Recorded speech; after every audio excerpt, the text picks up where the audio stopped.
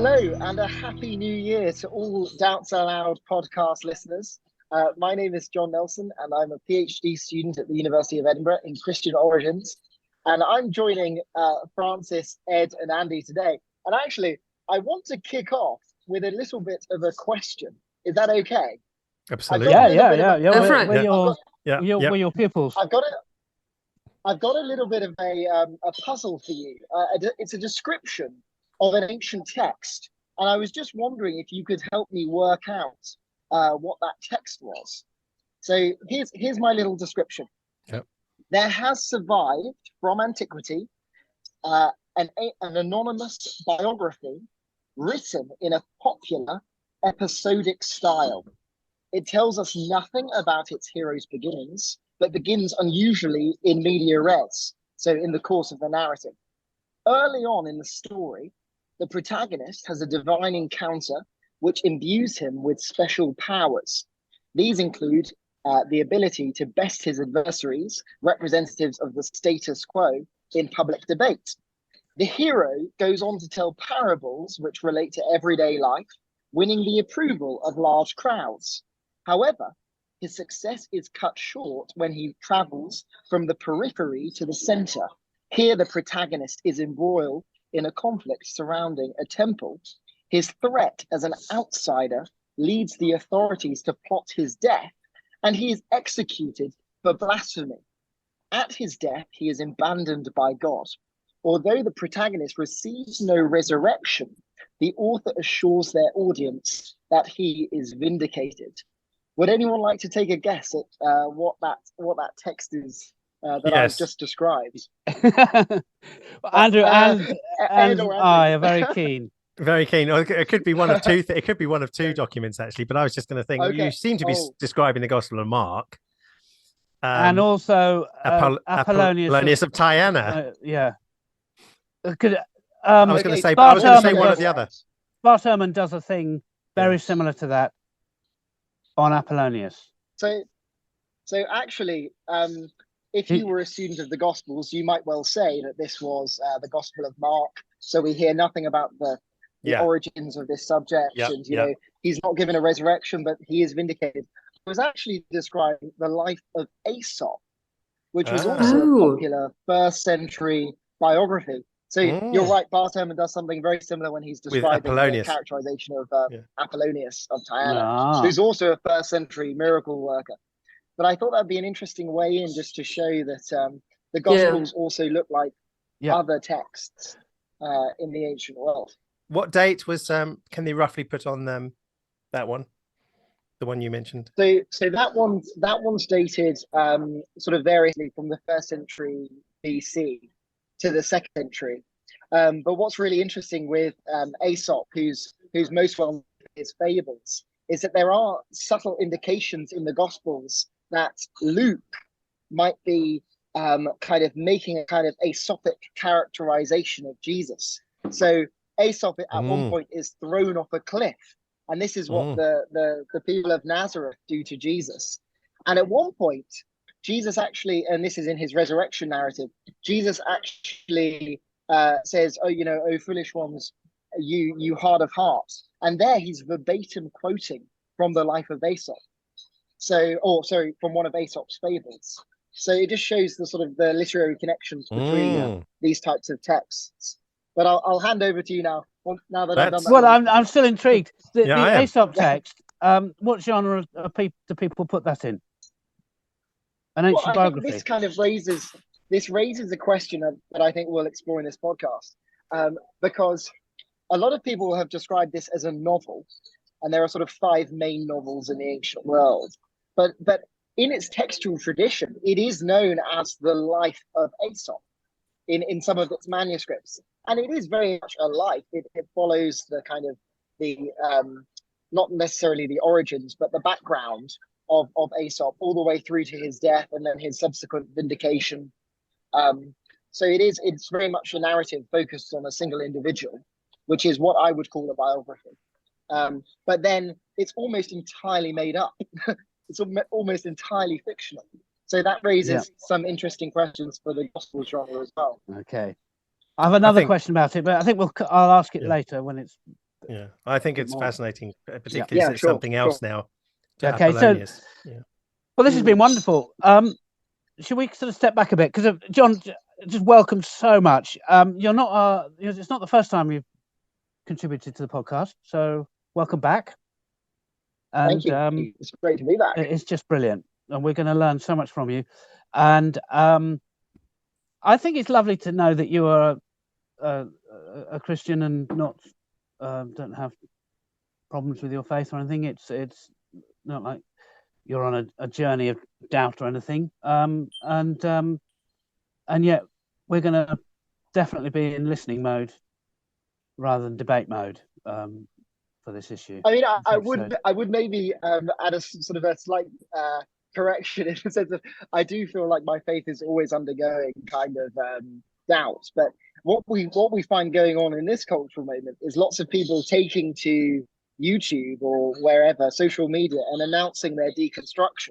And I think for me, studying theology and biblical studies, it's almost chiseled away the inessential and sort of led me back to, I guess, a more orthodox faith. But at the same time, in my room in Edinburgh, I have this this painting by a French impressionist whose name I forget, which is Jacob wrestling with the angel, because I see that very much as the sort of the heart of the Christian faith. I don't see sort of doubt as kind of antithetical to belief.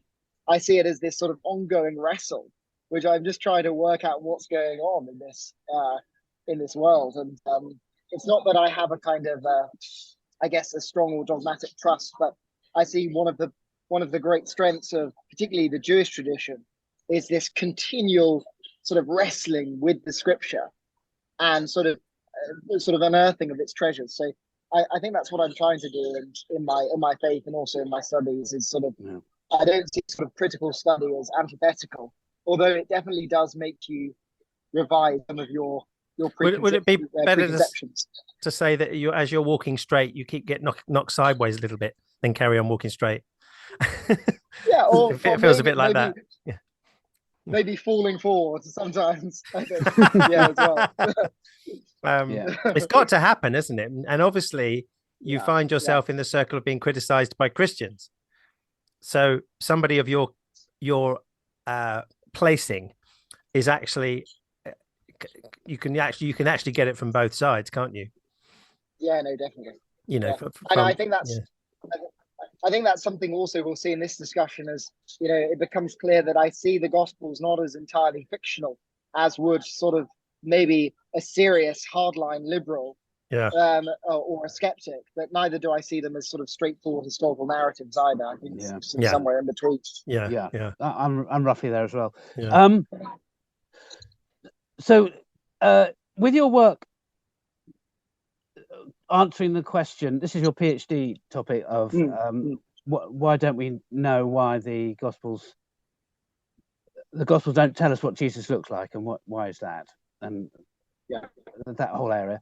The question comes up for you is what exactly are the Gospels, and that's where we'd like to start. And that's something you thought about a lot. It is. Shall I sort of a stab of sort of scholarship is at and where I'm at with the question? Lovely. Would you like sort of a brief overview and? So maybe list the options or list the history of what people used to think they were and how they. I guess going back to. Can we just say a little bit about the sound at the moment, because the sound is quite poor? Can we just say that we are talking to John mid-journey somewhere, aren't we? in a restaurant or cafe. I should apologize. I'm in a coffee shop at the moment, so if my sound's not too good, I do apologize. So at least everyone can sort of know that and then realize that's the sound reason.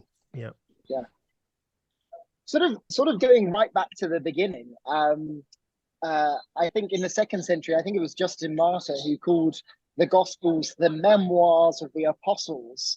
And there he used a very difficult Greek word. I think it's something like apomnemnumata, which is the same word that Xenophon uses to describe the memoirs of Socrates, which is sort of seen as a kind of sort of proto-example of biographical literature, almost the beginnings of the biographical genre, where sort of Xenophon sort of compiles a sort of a series of anecdotes about his teacher Socrates, with a kind of apologetic goal in mind, to defend the discredited philosopher.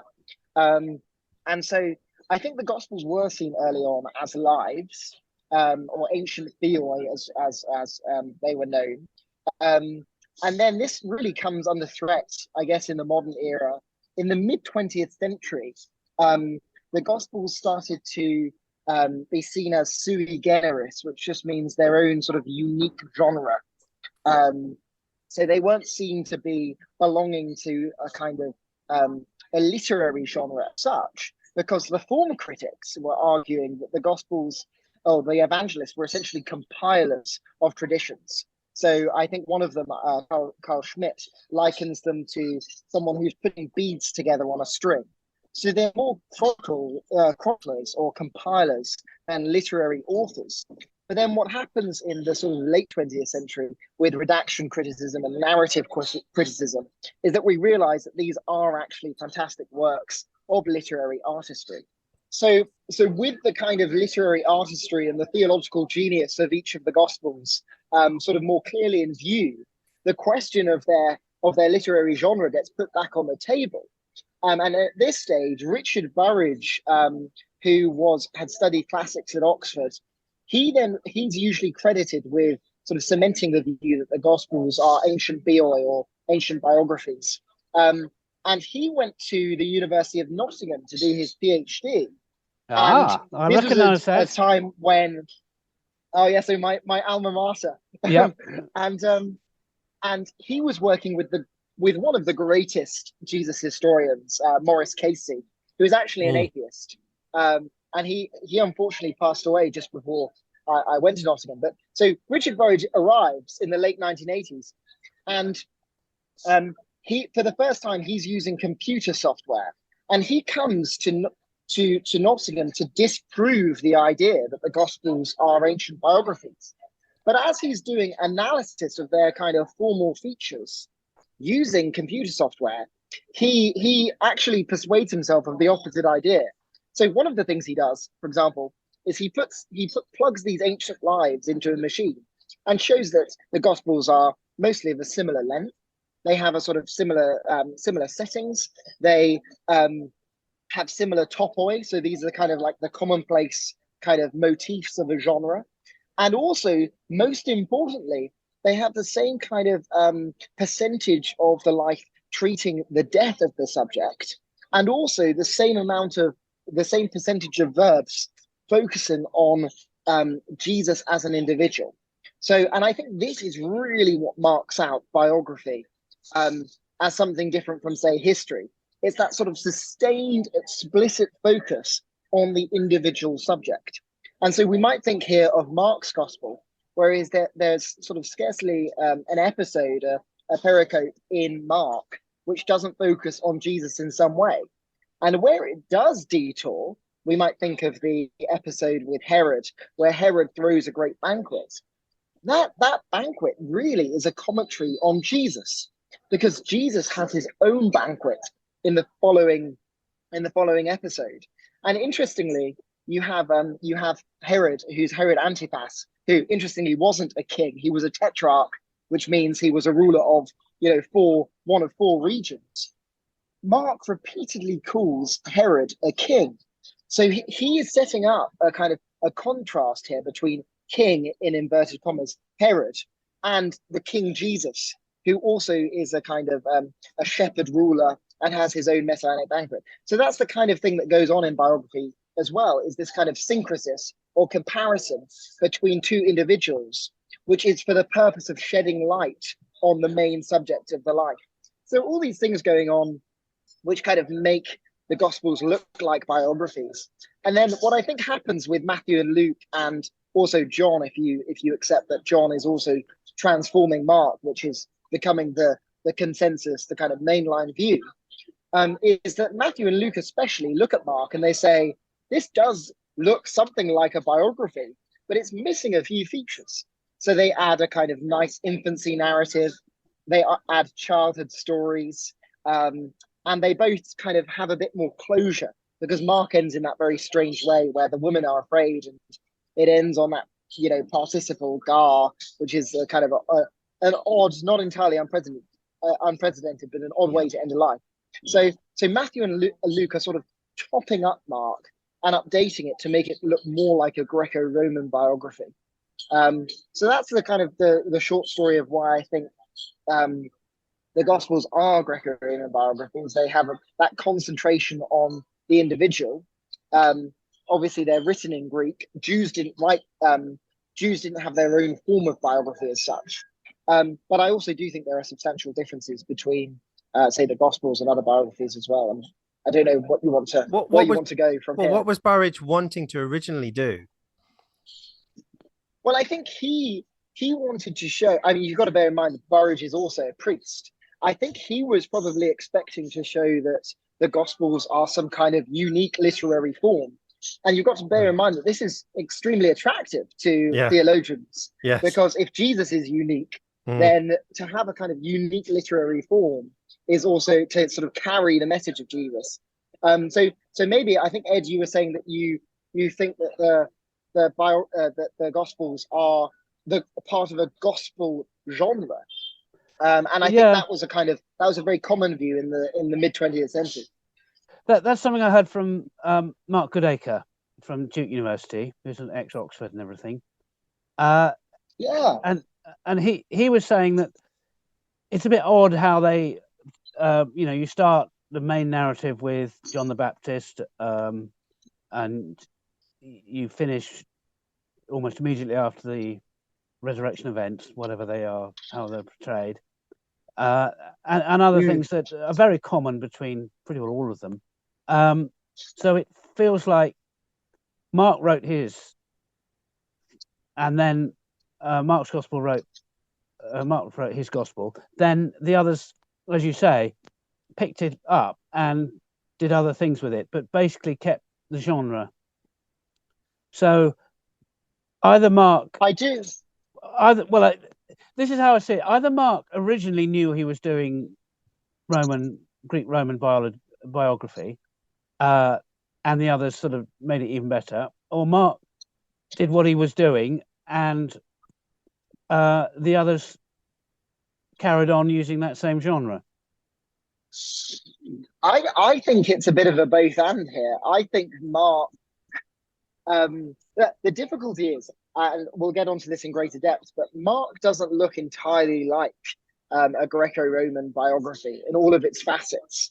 But it does have sort of a substantial likeness. And I wonder whether there were other sort of middle brow kind of biographies that Mark is imitating here. The problem is we only have a sliver of what was actually being produced in antiquity. And a lot of the kind of middle brow stuff probably hasn't survived.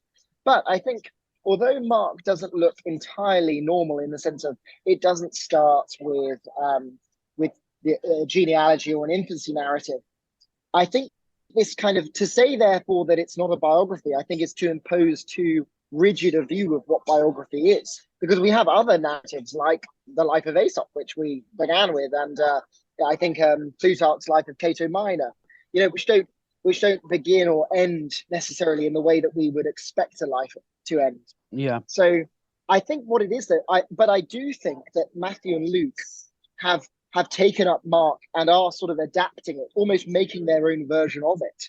And so I do think almost that what Mark is doing is he's got his own adaptation of biography. And then Matthew and Luke are almost a subgenre within Mark, as it were. So, and also I think John as well, because I think they're all transforming Mark. So I think it's a kind of both and. I think Mark is doing Greco-Roman biography in his own specific way. And then I think that's been sort of taken up. But I think what's confirmation of the view that gospel isn't a description of genre is the fact that we have texts like the Gospel of Thomas, which is almost entirely a sayings collection, or the Gospel of Peter, which may have been purely a passion narrative. We don't exactly know. So I think people could use the word gospel without without seeing it as a genre, so to speak, if that makes sense. New Testament Review. Yes. Yeah. Which is also Duke University. Maybe I'm too keen on them. they pick up well-known within the scholarship circles, well-known sort of landmark papers or books or whatever, and discuss them. And they, in episode 6 of about 50, they pick up on Burridge and the work that you've summarized. And there are two pushbacks from that I remember. One is that with all these numbers and things, there's nothing much to compare them with. So it would have been good if they'd picked up something that isn't biography in that genre, but and had something to compare against. So maybe this is me inventing it, not them. Say the descriptions of the life of David in the books of Samuel and Kings, and then put that through the same analysis and see if it gave the same kind of numbers, so that to see if these numbers actually are remarkable or not, because of a book that's talking or a document that's talking about one individual is certain, it's almost baked in, a certain amount of emphasis will be on their speech and their actions and the verbs associated with them. So that's one pushback. Do you want to talk about that, and then I'll mention the other one? I think that is a legitimate pushback, although I do think Burridge, it's been a while since I've read the book, but I sort of dip in and out. But I do think Burridge does compare them to some histories. So histories are naturally going to be a much larger work, where you're not going to have that sort of focus on the single individual. And we do actually have biographers like Plutarch who explicitly distinguish between writing lives and writing histories. So I think he does sort of add and I also think he compares them to the sort of Homeric epics as well, if I remember rightly, which are obviously going to have a completely different style, and that they're going to have a meter and so on. And they're not going to be so episodic. But no, I think it is a fair criticism that, were he given a sort of a much longer time to write his PhD, because it was a revised PhD thesis, I think he could have done that kind of comparative project. And I do think a massive weakness of the work, which I've tried to pick up on in my PhD, is to explore the ways in which the Gospels do owe much more to biblical narrative than to the sort of standard conventions of Greco-Roman biography. Because it's very common to say that the Gospels are Jewish in content, but Greco-Roman in form. And this is something that my own supervisor says, Helen Bond, in her recent book, The First Biography of Jesus. But I actually think that's not quite correct. I think I know she's using it in kind of a heuristic way, but I think the Gospels are, to a certain extent, actually not just Jewish in content, but also Jewish in form. So I think this was the other point that they picked up, that Burridge hadn't really looked at alternatives, and there was almost like, again, my word, sort of fan fiction scripture being written by Jews in that time, and it could be under that genre, and they were trying almost consciously writing scripture for the new era of Jesus. And that's an alternative to at least compare against. And I think that's true. I think that, although I don't think it sort of nullifies the main hypothesis of Burridge, which is that the Gospels do, broadly speaking, in their sort of outward form, look very similar and have similar content to other kind of works which focus on a single individual. I think that's really what he established. The question is, though, since there is, a huge variety of works, from the kind of novelistic life of Aesop to the very historical, lives of Plutarch and Suetonius, where can we sort of situate the Gospels within this diversity? And that's the question that kind of remains to be explored. And various people have had a stab at it, and I'm kind of trying to have a stab at it as well in one of my chapters. So that's because I do think there's a lot of. That's the key issue, really, isn't it? And we just don't know yet. I mean, Yes, and it's funny you mention a kind of the kind of scriptural fan fiction, because there is a scholar at the University of Edinburgh, Nathaniel Vetty, and he's just written a book called Writing with Scripture, and his main thing is to distinguish between, well, he's drawing on someone else here, but an exegetical and a compositional use of Scripture, and the compositional use of Scripture is where you essentially just use kind of biblical narrative to compose your own narrative. So to almost give it a bit of a biblical flavor. And he argues that there's lots of texts in the ancient, or in Second Temple Judaism, which are doing this. And the Gospel of Mark can also be seen as doing the same thing. So it's not necessarily using scripture to make sort of grand kind of intertextual allusions, which are often very contested and don't actually seem to make much sense within the narrative. But he's just using scripture to craft his own narrative. So, I mean, Nathaniel has a very, Dr. Vetty has a very low view of the historicity of the Gospels as a result, because he sees, say, the Elijah-Elisha miracles in Mark as just sort of kind of the Gospel writer almost updating taking them up again, the kind of biblical narrative. Yeah, Andrew, I think you should say your thing on this. Yeah, Randall Helms wrote a book called Gospel Fictions, and he's a literary scholar as opposed to a biblical scholar, I think, but he's a literary scholar, but knowing a lot about Bible. And he was saying some of this back in '88 in a book that he wrote. And I found the book amazing. It was so well written for the lay person. And what I found is interesting, even though that book was written in '88, that somebody like Robin Walsh now is kind of saying what he was saying back then. He does these things about the allusions from the Old Testament and writing the career of Jesus, not by actually almost eyewitness testimony, but saying, oh, well, Jesus did this, so we'll go to the Isaiah for that, and Jesus did this, that sort of thing, and redoing the miracles of Elijah, very similar in the Greek, apparently, to the Greek Old Testament, in terms of, say, the guy sitting at the gate, they do this healing, very similar to Jesus. And you begin to wonder that the details of Jesus' life are being filled in the way that you've just described, as opposed to somebody said, we were there, we saw him do this miracle. Oh yeah, it does look a bit like Elijah, doesn't it? But, there's a big difference. So what would you say about that? Well, I think Helms, I read Helms' book at Nottingham, and because it's a little book, and I did find it fantastically lucid, and I do think there's something there. The problem is, what sort of conclusions do we draw about the historicity of the gospel episodes from this kind of thing? Because on the one hand, you could say, okay, this is just free, pure invention. But then I think the reality might be a bit more complex, because sort of what was the driving force, I guess, to present Jesus like this in the first place?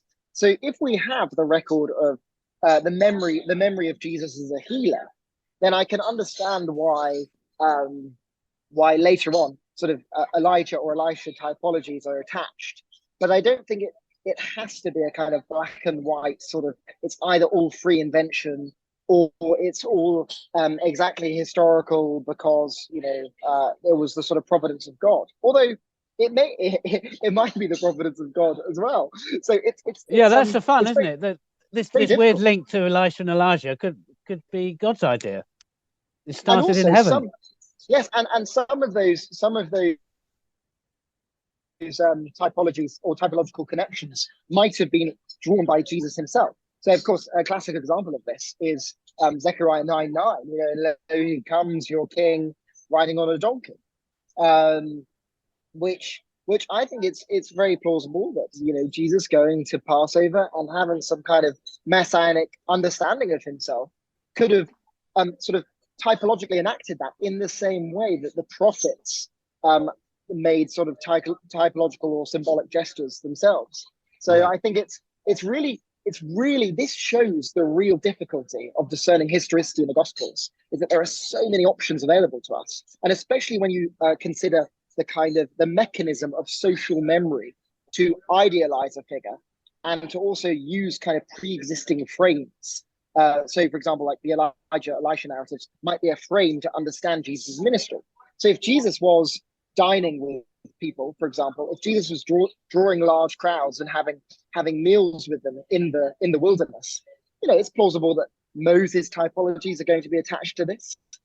or Elisha typologies, it's very, very difficult to say this is just merely pure invention, though I think that should be on the table. Except when you do, if you get to the place where you're thinking that Mark is kind of a bit more primitive and a bit rough at the edges at the beginning and the end, and that they're sort of beefing it up a bit and adding their bits, copying it, rearranging it, doing stuff to it, that's a little different than an actual Jesus saying, you know, particularly it's the way, for example, Mark presents the disciples as being not very with it on what was happening. At the same time that Jesus is going, I'm going to go in his mind, I'm going to go to this mountain and I'm going to point up that way. And I'm going to make a very clear allusion to looking like Moses, you know, and yet these disciples haven't got a clue of what the heck's going on. And it's left for the reader to go, aha, now I see what you're doing. So you're picking 12 disciples out. Okay, so you're definitely making a reference to the 12 nations, the 12 tribes or something like that. And it's like enacting that Jesus is going around enacting out a story that even the readers or gospel disciples had no clue about any of this. That I find that quite odd. It's much more likely, I feel, that the writer of Mark is literally fictionalizing their dumbness to make a point, rather than a video camera dumbness of reality. Do you see what I mean? Yeah, and I think that's fair. I mean, although you could say that, you know, sometimes disciples find it difficult to understand what their teacher or their master is saying, and I think you could, to have a slightly more generous perspective on the disciples, you could say that Mark is almost using them as a kind of pedagogical device within his narrative to get us to see. So as the disciples fail to see him, we're supposed to, it's almost like a pantomime. We're supposed to ironically be going, don't you realize who this is? This is the Messiah. So almost we're supposed to learn from the disciples' failure.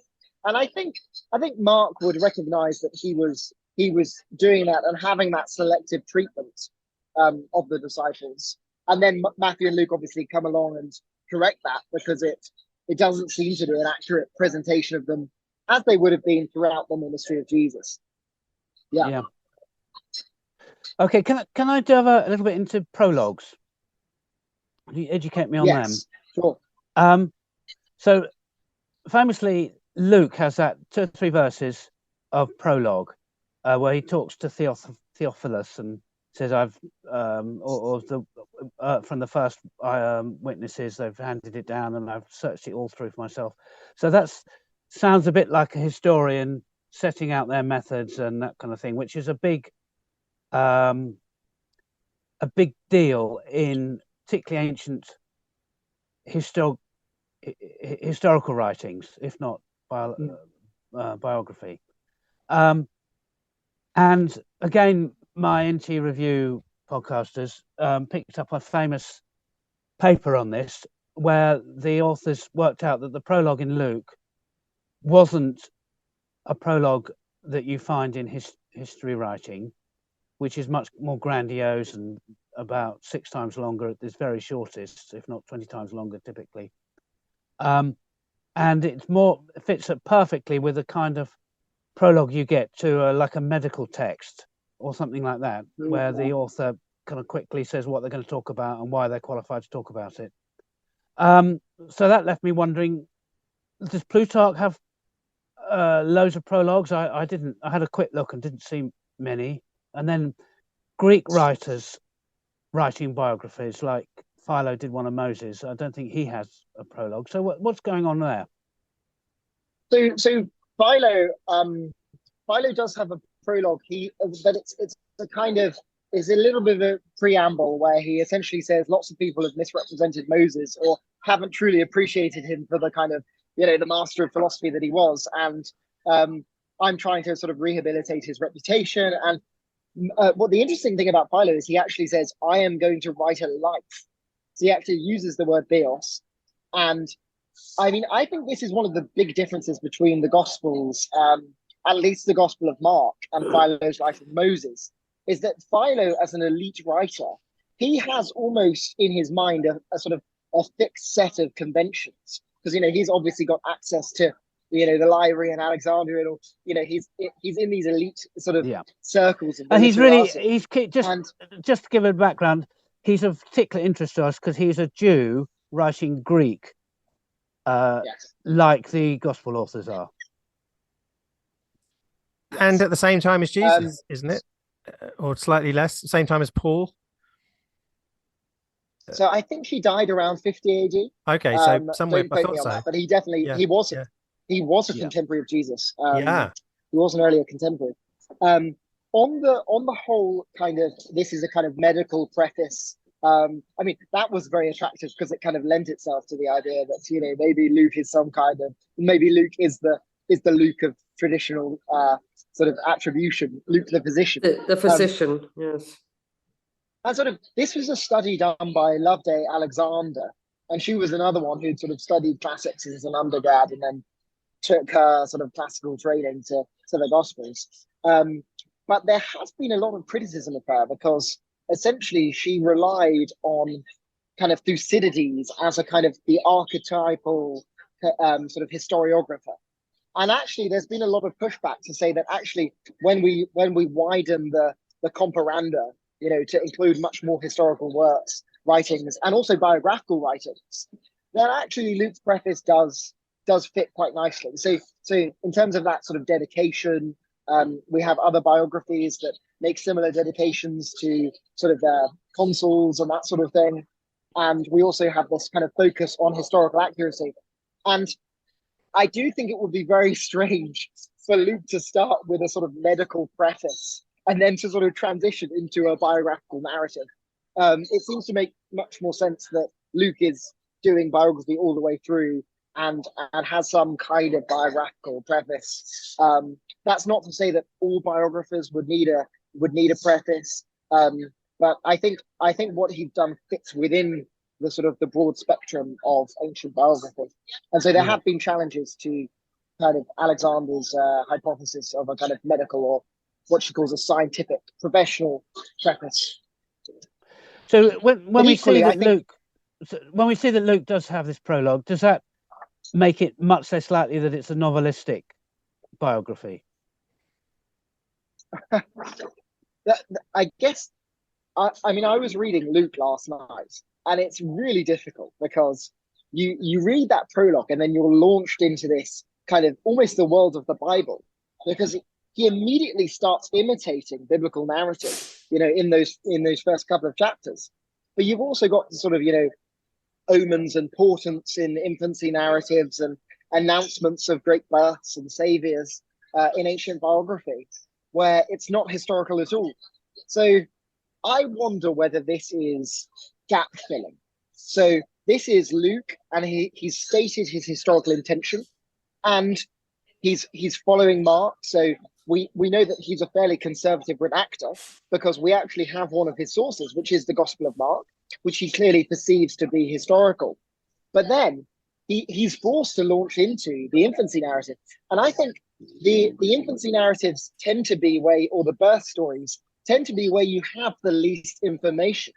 So what do you do in those moments? You know, if Luke is writing, I think the general consensus now would be that Luke is reliant upon Josephus's Antiquities, which I believe was 93 or 94.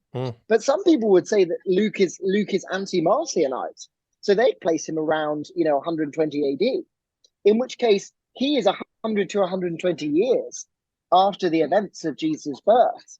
So what is he doing? I think to a certain extent at that point, he's almost forced to fill in the narrative in a kind of semi-plausible fashion. And he's dependent there on the Jewish scriptures. But, oh, yes, yeah. Sorry, I just wanted to ask, I mean, you've used the phrase a couple of times, he was forced. I mean, why do you feel he was forced? What, you know, was there a perception that Mark was lacking in something because there wasn't an infancy narrative?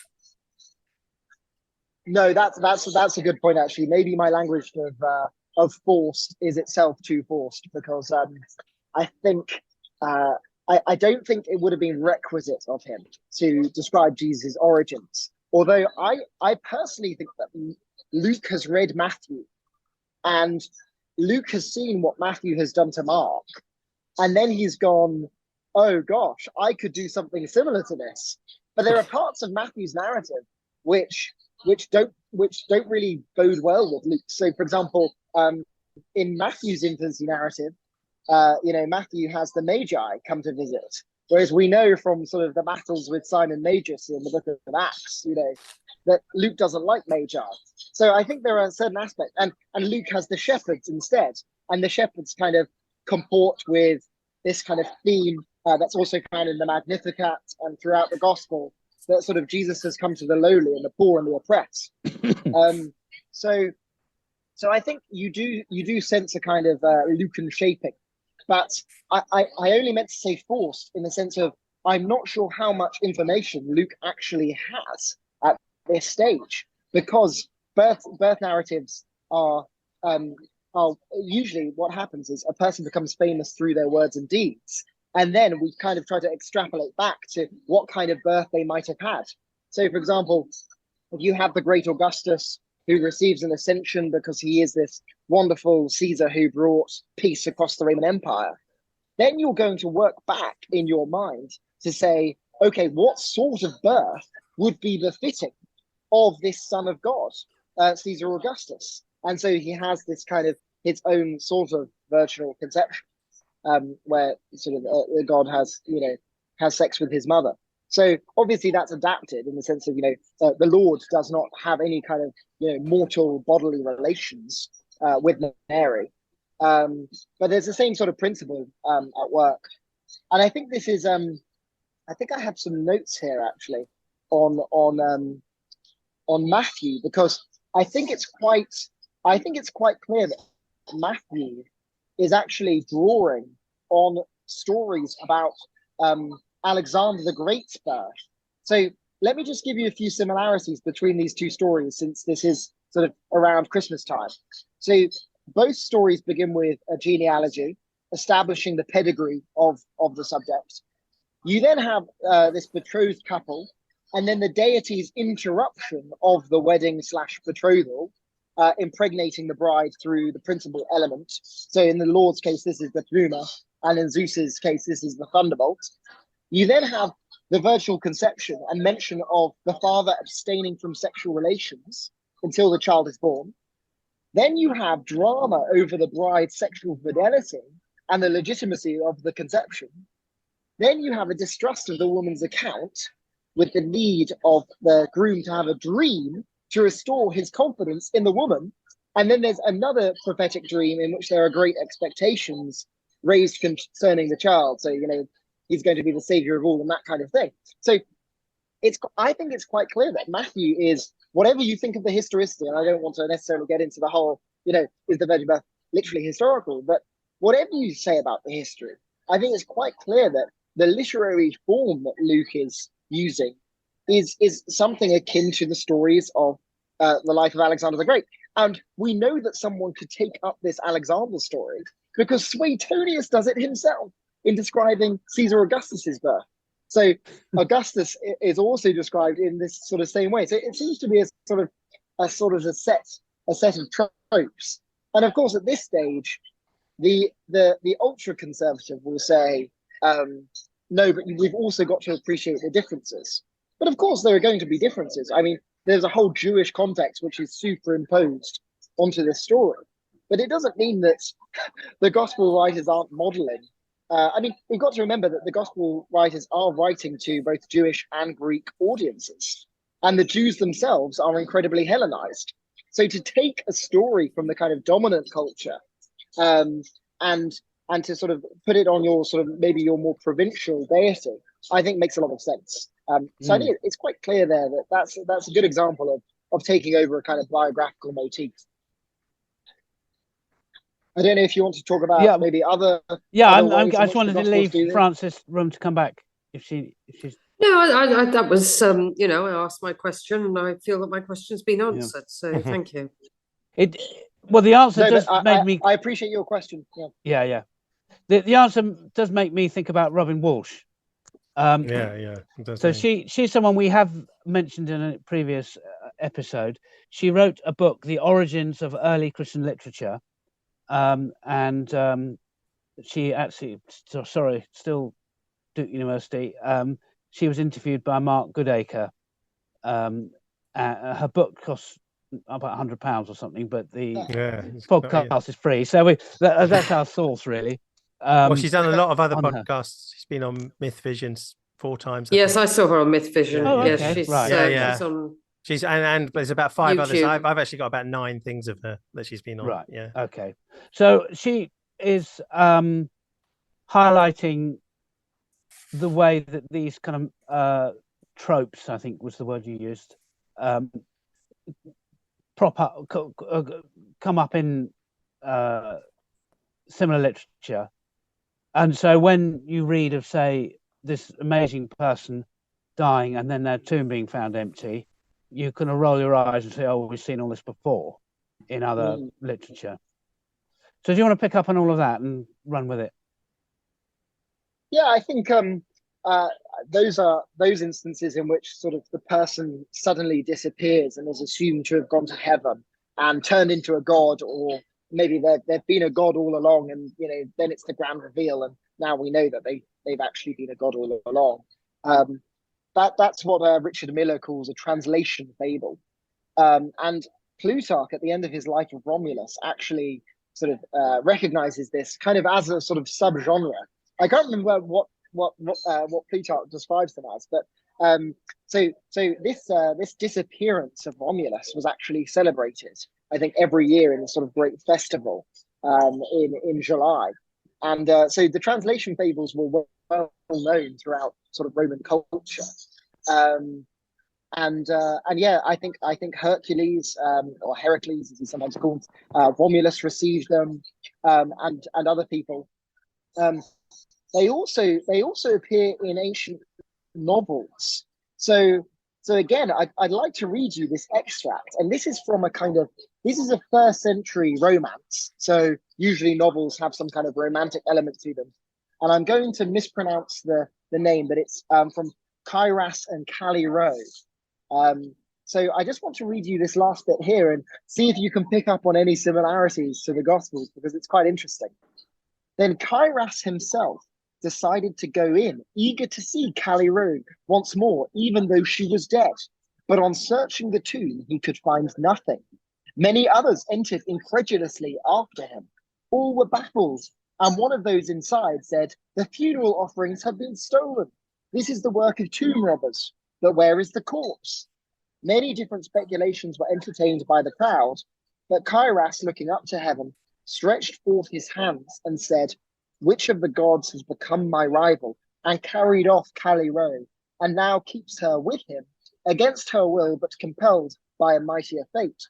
Or can it be that I had a goddess as my wife and did not know it, and she was above our human lot?"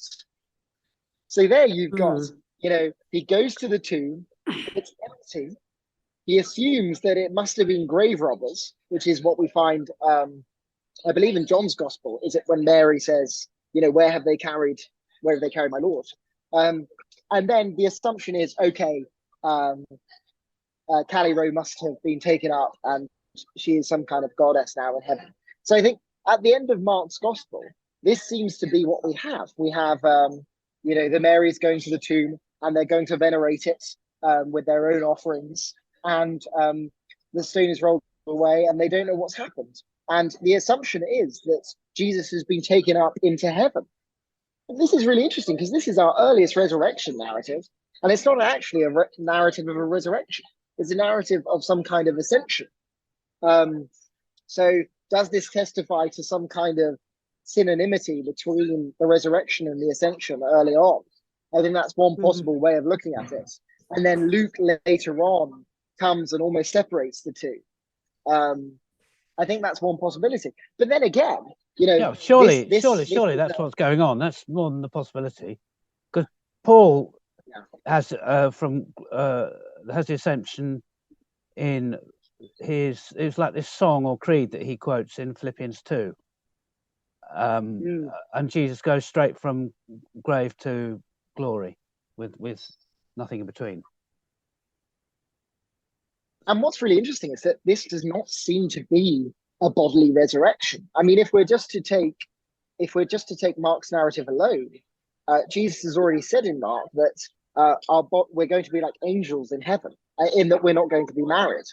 So I wonder whether some people would have a kind of more angelomorphic kind of understanding of Jesus' bodily form. and Jesus has gone ahead, and so he's going to meet them in Galilee. But is he going to appear in some kind of almost heavenly way, almost like we get in Luke Acts with Jesus' appearance, almost as a vision? So it's very interesting that this is, you know, our earliest resurrection story, and then obviously that's not satisfactory for Matthew, Luke, and John. And Luke and John make this a much more. They clarify that this is a much more physical event. But once again, though, we do have serious historical questions, because this empty tomb story in Mark is not found within a pure novel.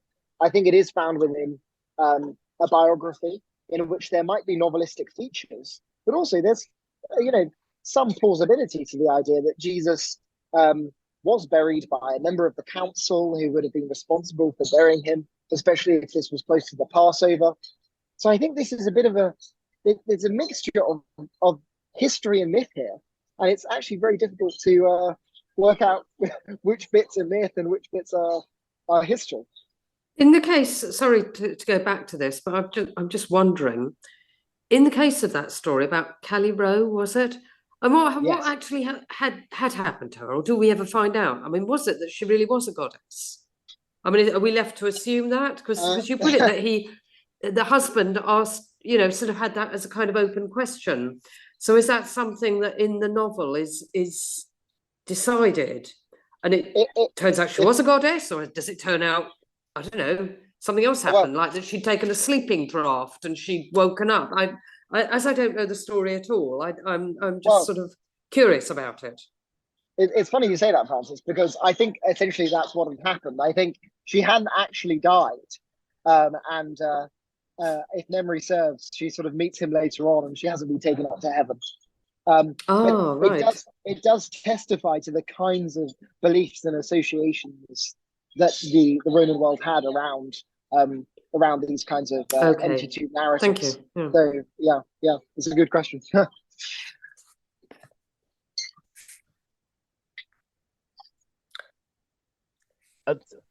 Time's kind of running on, and a key thing is, should we just park this debate and take on the idea that the Gospels are ancient biography in the Greek and Roman tradition, and run with that and see where that takes us, concerning, like, there's been this debate that was done between Mike Licona, who he got onto this and became good friends with Burridge, and I'll put the Unbelievable episode on in the show notes, a link to it, because we're very much a sort of fans of Unbelievable around here. And so he used that as a way to explain what modern people would say are contradictions between the Gospels, but people steeped in the genre of ancient biography would say, no, that's just ancient biographers doing their thing. And the contradictions between the Gospels are actually quite small, between the contradictions that Plutarch, the same author, has in his works describing the same event through a biography of, say, Cato and a biography of Caesar, who overlapped in loads of events, such as Caesar's murder. So that's Mike Licona's view. And then an ultra-conservative person who's Lydia McGrew wrote almost a counter book called Something in the Mask, and The Mirror of the Mask, or Mirror and the Mask, really pushing back on this Licona way of solving the contradictions of the Gospels. And you've called it the battle for biography, John?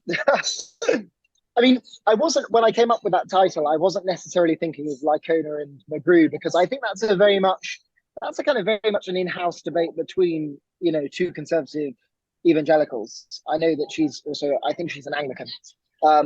But yeah, so Licona wants to explain differences between the Gospels in a kind of non-harmonistic fashion, because some of the differences are just very, very simple. So, for example, he often gives an example of in Mark, it says how can we compare the kingdom of God?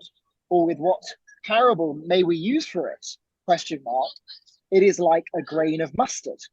And then in Matthew, this is just the kingdom of heaven is like a grain of mustard.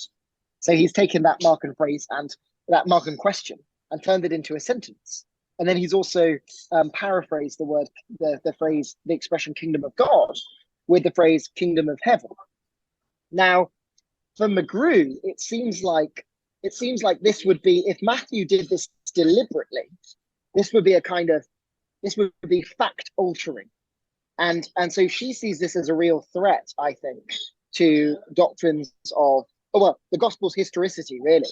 She often says that she doesn't care about inerrancy, although I think that probably is in the background there, because there does seem to be a kind of dogmatic mentality when it comes to not wanting what she calls fact altering, kind of these fact altering devices or sort of deliberate alterations.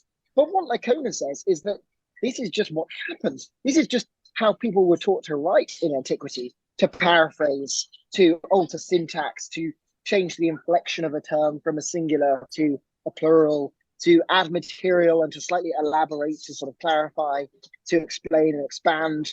And this is actually what we find in the Progymnasmata, which are these sort of rhetorical handbooks by Theon, Hermogenes, Quintilian, where they teach historians how to write and poets how to write. And one of the exercises you do as you're training to write is you learn how to paraphrase source material. And I think this is exactly what we find in the Gospels. So we don't have to come up with sort of very forced and complex harmonizations like, oh, actually, Matthew was actually there and had heard it said a different way. Which it just seems easier to say that Matthew knew Mark and that he changed it at certain episodes. But what Licona also does is Plutarch wrote 50 lives that have survived, and 46 of those are in pairs. And there are episodes which overlap. I think there are in about 9 lives. There are episodes which overlap. And he looks at the way in which Plutarch tells the story differently. And he comes up with different kind of literary devices from this. So one of them would be displacement, where an event is moved from one context to another, or compression, where events are portrayed as occurring over a shorter period of time than is portrayed in another one. So there are these kinds of literary devices in ancient biography and ancient history. And Licona is not actually alone to do this. He also he follows an Oxford classicist called Christopher Pelling. And here's what Christopher Pelling says about, sort of concludes about the reliability of Plutarch. He says, so what do we conclude about Plutarch's attitude to truth? He does not always behave as we would, certainly. He tidies and improves, and in some cases he must have known he was being historically inaccurate. But the process has limits, and the untruthful tidying and improving is never very extensive. The big changes, the substantial improvements, tend to come where he could generally claim, yes, it must have been like that. So overall, this is a fairly positive assessment of Plutarch. You know, there's a bit of changing here and there, and this might explain why there are some differences between the gospel accounts, but it's not like a radical rewriting of the sources. And I think this is what we see partially with the synoptic problem. We have Matthew and Luke largely taking over Matthew in a fairly conservative tendency, although altering him in places and filling in the gaps, and doing so perhaps at times quite imaginatively and with sort of maybe fictional tropes that are found in other texts. So I think the Gospels are not totally historical biographies, but they are somewhere in between this kind of type of historical biography, which is exemplified by people like Nepos, Suetonius, Plutarch, and which bloomed in the early imperial period around the time of the Gospels were written, and other biographies which are a bit more fictional. And this blurring between fact and fiction is seen in Plutarch's Life of Romulus, because Plutarch knows that these traditions about Romulus aren't true, but he presents them as a historical narrative. So it shows that someone can write a kind of a life of almost an entirely fictional character or a fictional character, but do so in a way that is kind of consonant with kind of historical narrative, given them a genealogy and so on and so forth. Where I would push back against people like Richard Carrier, who point to Romulus to say, oh, the Gospels are therefore all made up, and maybe even Jesus is a fictional figure, is that Romulus was known to have lived 500, 600 years before the biography was written. And Plutarch actually says, look, we know that this didn't actually happen, but I'm going to present it as it did, which is not what we find in the Gospels. You know, almost any biography which treats a subject within living memory is going to have a substantial level of historical detail. And what Craig Keener shows, and he has various PhD students who've done work on this, is that there is this always a tendency to use sources, and that I think we find that in the Gospels, and a sort of a fairly conservative tendency amongst biographers and historians in their redaction of those sources.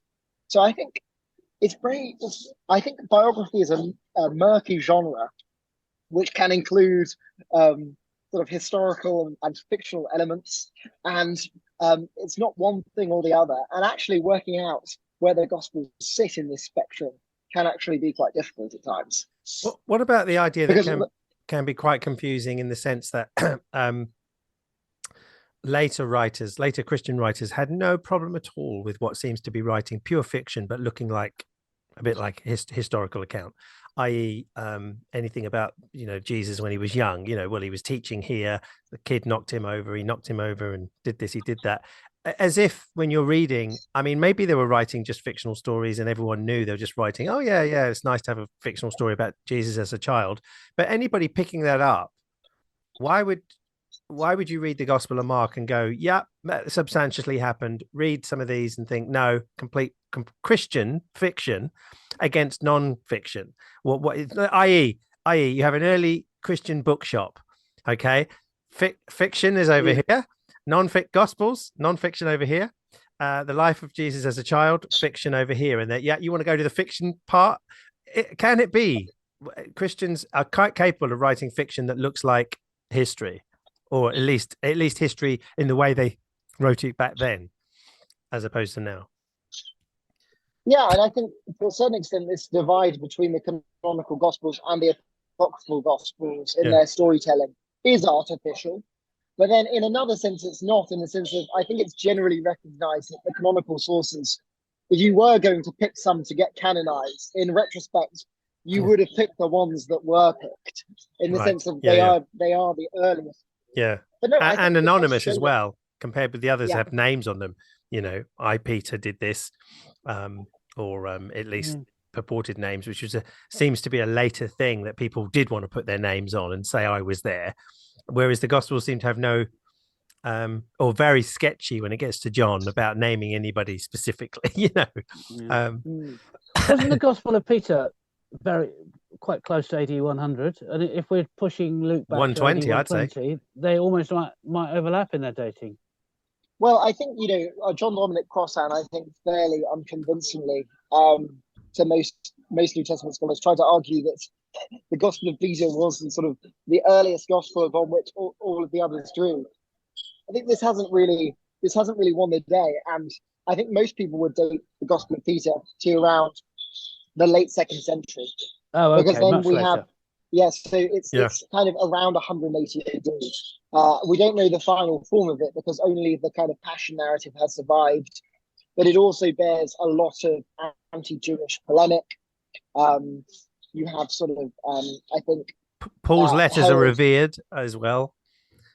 Is that in? I'm not sure in the Gospel of Peter. Oh, sorry, not Gospel. So I thought you were talking about 2 Peter. Sorry, Ed, were you not talking about 2 Peter? No, I was talking about the Gospel. Oh, Gospel of Peter. Sorry, yeah. It's the bonkers one with particularly with the. But 2 Peter is reckoned to be around about 120.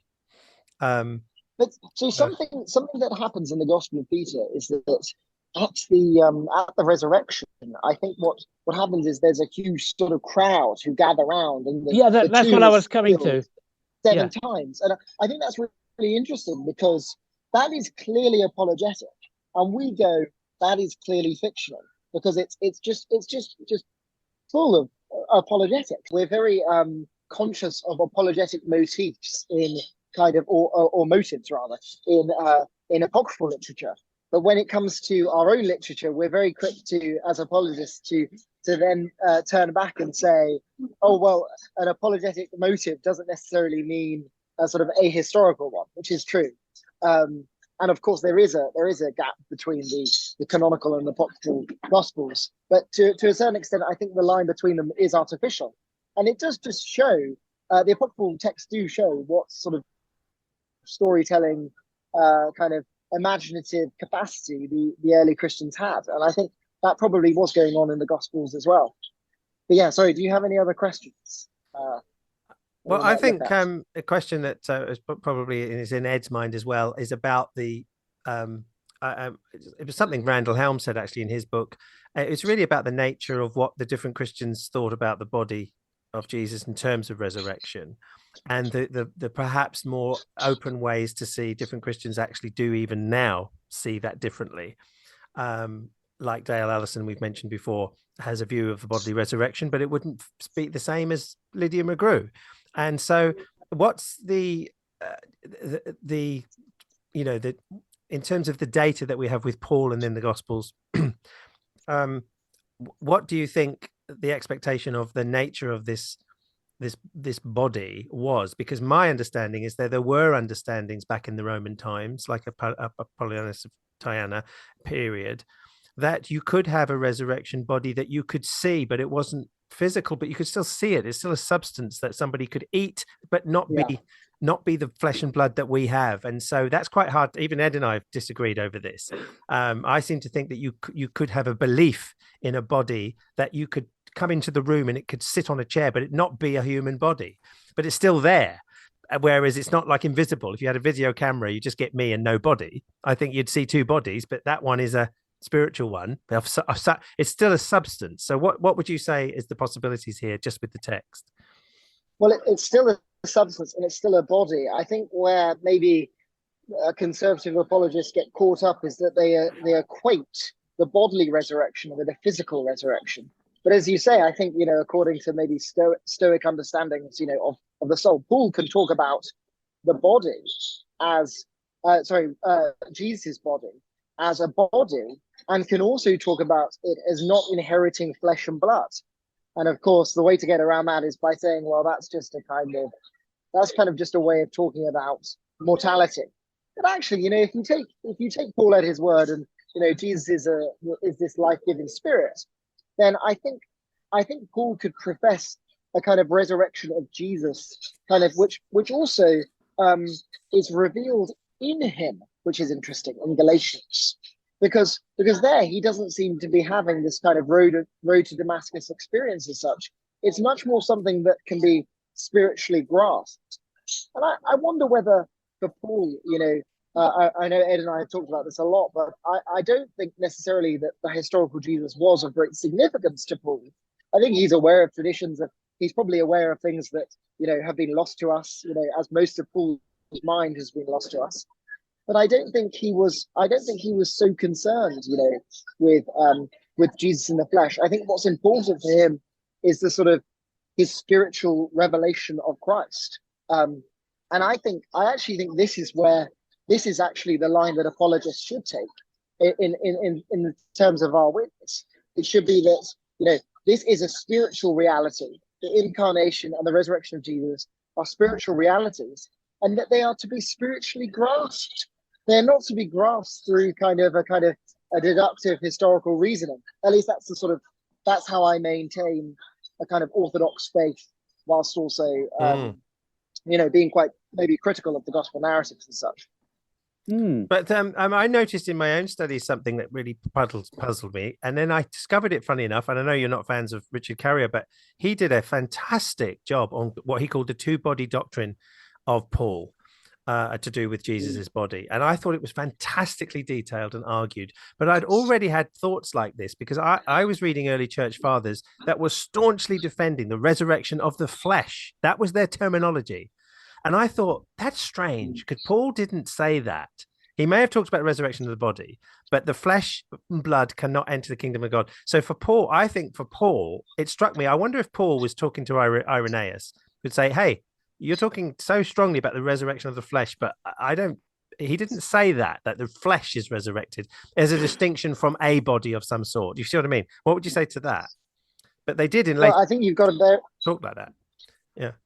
Yeah, I think you've got to bear in mind that they are fighting their own Christological battles, and they're principally fighting against Gnostics. So it's not the case of, denying the resurrection as such, which is what Paul's talking about. It's about denying the fleshliness of Jesus at all.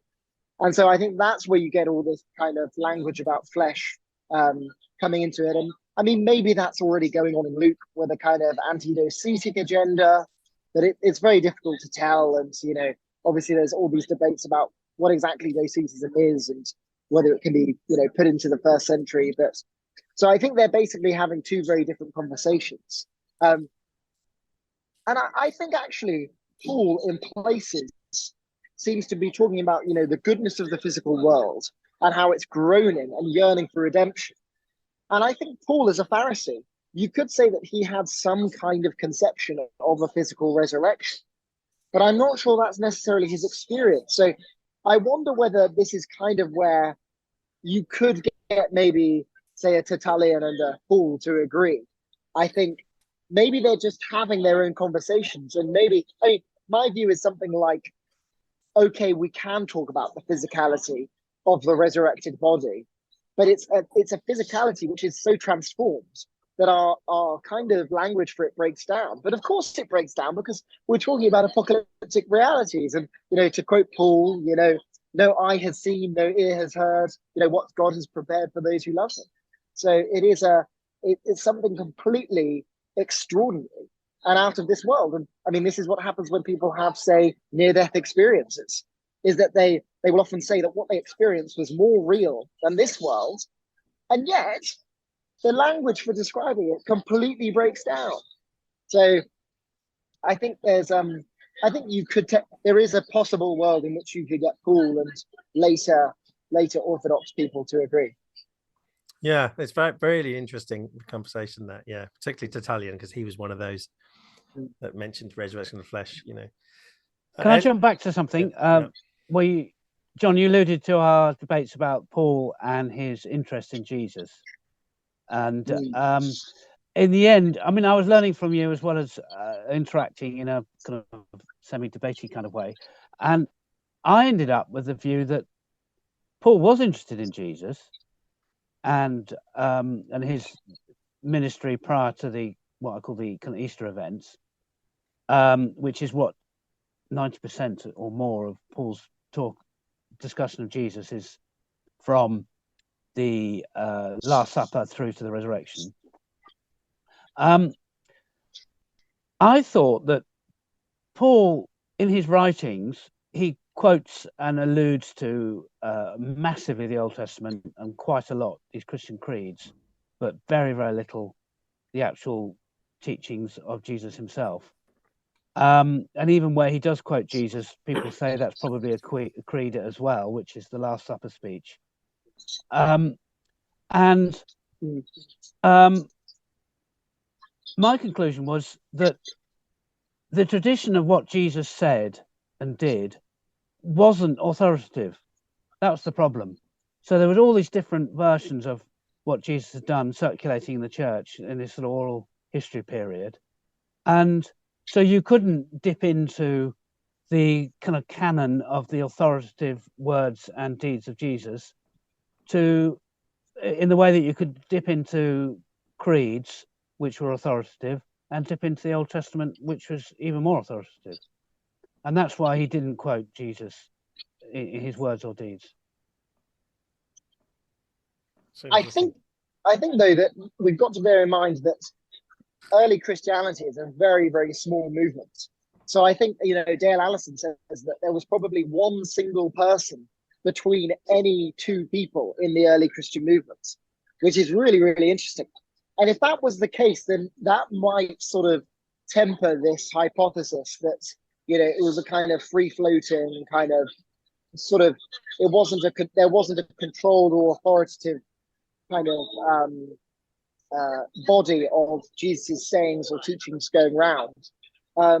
because I think everything would have been very closely contained. And at that stage, I think there would have had to be some kind of control going on. I mean, but lots of people have different ideas about what exactly the nature of that control is. So some people, so Kenneth Bailey, who was a missionary in I think the Eastern world, he talks about the ancient Neary, sorry.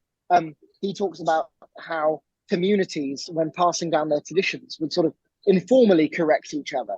And then some people have a more rabbinic model. So Paul talks about passing down and handing down tradition. And this is kind of rabbinic language for the very careful and close handing down of tradition.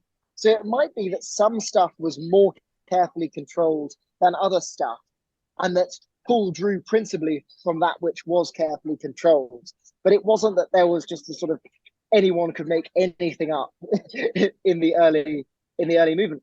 But in terms of to tie that discussion into what we've been talking about today, it may be the case that if we do take the evangelists seriously as creative literary authors, that they were actually the first people to set down some of these things like infancy narratives and the resurrection appearances in that kind of detail. And that these were actually kind of, insofar as, you know, those narratives can be tied to specific literary interests running through the Gospels as a whole, that these were kind of specific compositions of those authors, which would be interesting. So, and this is kind of what Robin Faith Walsh is saying, that maybe we've kind of taken this overly romantic view that the Gospels are kind of the product of communities, and it's this oral tradition being handed down over time. How she responds to that is to say, who is actually doing that in the ancient world?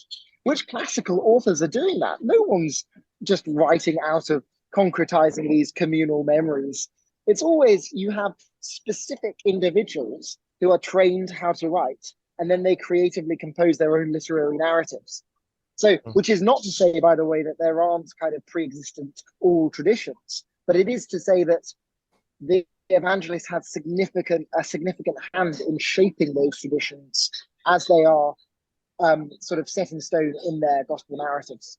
Yeah, it seems to me it's a bit like script writing in a film. When somebody is, particularly going back to this contradiction business, if somebody is there's been, for example, there's been films where it starts with an original book, then they do a film. There's one called I Am Legend, that was a book in the 60s, and there was a film that Charlton Heston did in the 70s called The Omega Man. It was redone as I Am Legend with Will Smith, and I think there was another version with Christopher Lee, all taken from the same sources. And yet they're adapting the script, changing. Oh, we need a better ending here. Perhaps we'll change that. We'll change the villain to be more like this. We'll do that. We'll do that. Now, that makes sense with script writing. It just is a threat when you feel that your eyewitness testimonies are now... Because if you said, oh, I'll look at I Am Legend, the Will Smith one, I'll get to Omega Man and I'll say, well, how could that... Look at that. Complete difference. What's going on? Which one is right? It's a story. And they're adapting the script for enjoyment, entertainment, and in films in terms of storytelling, aren't they? So are you saying basically that's a little bit what they're doing to Mark, just changing the script a bit, beefing it up?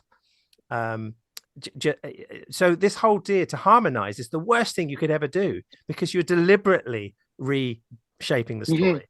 You know, to harmonize it is just absurd. Because it's like, of course, there's no beginning to Mark. We're going to have a new beginning. Wow. Okay. And we don't like the way that Jesus said that. We're going to have him say it this way. So surely this is well out of historical videotape. It's clear as a bell, isn't it, that it can't be like, if you had a video, this is what you'd see and hear, you know? Yeah, and obviously on top of that, you have the problems, especially in the resurrection narratives, of, you know, what kind of resurrection is this? So, for example, I'm not necessarily sure that if I went back into the first century and I was on a hilltop with the disciples, that I would see Jesus, you know, because it seems to me like his appearance to them is an appearance to them as his disciples. It's some kind of revelation that they have. Obviously, Paul talks about it as the heavenly vision in Acts 26. So it's not clear to me whether this is something that we would be able to afford, and that goes also for other kind and of the ascension sort of in Luke. The ascension, and where obviously other historical figures also have ascensions. And a kind of principle I would apply in terms of historical reasoning is, if I'm not going to accept this in another near contemporary account of another figure who I'm not sort of, religiously affiliated with in some way, then why would I accept it with regards to this one? I can easily say as a Christian that, Jesus is the Son of God, but the way in which ancient first century Jews in the Hellenic world express this is through those types of narratives.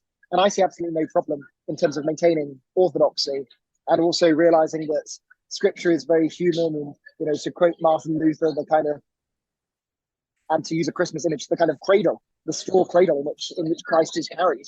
And I think also that gives us, in a way, permission to, I think it's interesting that there are 4 narratives rather than 1, and that they're not easily harmonized, which I think almost gives us permission to, in a way, rewrite the story. At least within, to have our own experiences, our own religious experiences of Christ within this diversity.